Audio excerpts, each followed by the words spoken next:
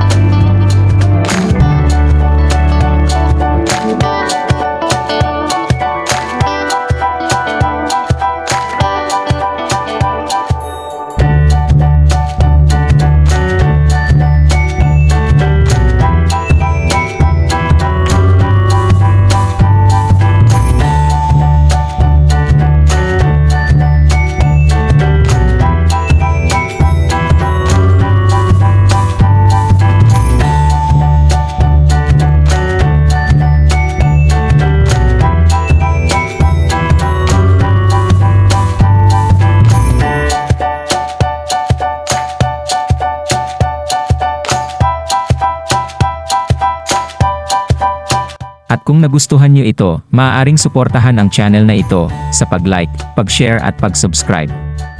Thank you!